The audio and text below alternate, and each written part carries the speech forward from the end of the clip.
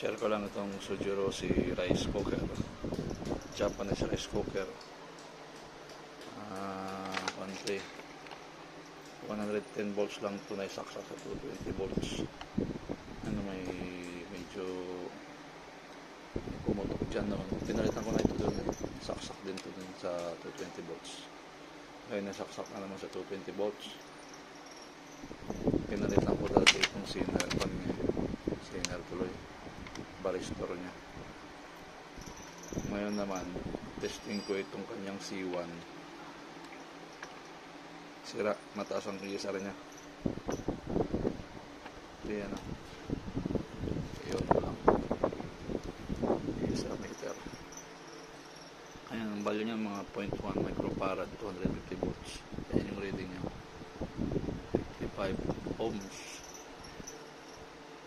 Dapat mga nasa konti. Mababang ESR dapat nito eh. Tingnan ko lang kung pinalitan ko okay na o hindi pa. Tapos masyado 55 ohms so. Dapat mga nasa 15 ohms ata to. O 0.1, hindi mga nasa mababa sa 10 ohms. Mga nasa ganun. 10 to 20 ohms. Hanap lang ako pamalit. Ito na, nakahanap na ako ng pamalit. Ito yung sira. Ito 0.33 ito eh. Ito naman yung kaparehas niya. 0.1 microfarad or 100 nanofarad. 275 volts to 250. Pero 110 kasi ito kaya po pwede na. 250. Hindi naman medyo malayo. Tama yung i-compare ko yan sa reading niya dyan ha. Ito nasa 50 plus pa to. Ito mababa to. Mga 16 ohms lang to. Tama. Ito yung sira, nasa 56 ohms. Ang isa, titignan natin kung ilan yan. Ayan o. Ito yung kapalit ko. 100 nanofarad or 0.1 microfarad. Ayan o. 16 ohms lang. Ang layo ng pinagkaiba niya. Ito 56 eh. Ito yung okay. Palitan ko na. Ayan. Testing na. 110 volts yan eh. Actually, nakita ko kayo na okay na eh. Ayan o. Okay na siya. Yung capacitor lang talaga siya.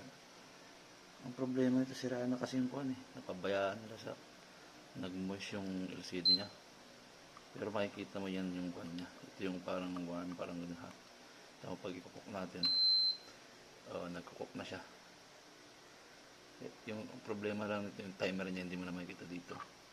Hindi ko alam kung may mabibili itong LCD natin. Hanapan muna. Ayan o. Reset. Ayos siya eh. Ang menu niya. Quick cooking. Porridge. White. So quick cooking tayo. Halimbawa, cook. Okay. Gumagalaw yung timer at hindi mo makita dyan. Reset. Halimbawa, i-keep warm mo siya. Ayan o. Extended keep warm. Ayos. Gumagana lahat. Tapos reset. Okay. Ayos na yan. Kulang lang to sa alaga eh. Medyo luma na pero gumagana pa. Sayang. Original to eh. Galing Japan. Ayos na. Umiinit na siya. Quick cooking. Mainit siya oh. Mainit na. Ayos na yan. Pwede na ulit sirain.